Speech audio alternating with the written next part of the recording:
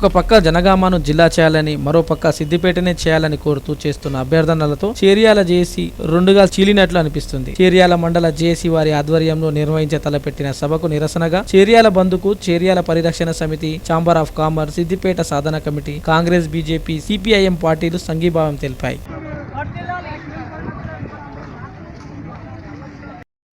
చేయడము వారందరూ కూడా మేము ఎంతో కృతజ్ఞతలు చెప్తా ఉన్నాం. ఒక జేఏసీ చైర్మన్ గారు కోదండరామ్ గారికి మరొక ప్రొఫెసర్గా మేము అందరం ఎంతో గౌరవిస్తాము. మరి జేఏసీలు ఇంకా ఎక్కడ జేఏసీలు పనిచేస్తున్నాం మాకైతే తెలియదు.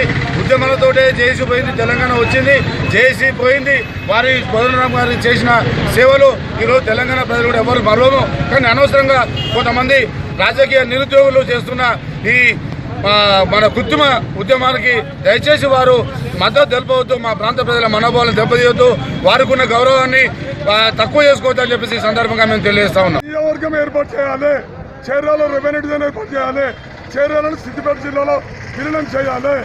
ఎందుకంటే 60 సంవత్సరాల నుండి గత పాలకులు ఓట్లేసుకొని వాళ్ళ సొంత సంప్రదాయాలు వాడుకున్నారు. రాజకీయ పార్టీలు వైఖరి మారాలి.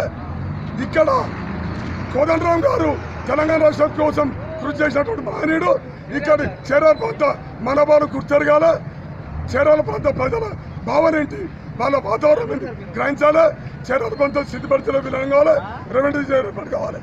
ఇక్కడ చేరాల వర్తక వ్యాపార పయనించే వర్గాలు బంధుకు సహకరించినందుకు అందరికీ అఖిల పక్షాల తరఫున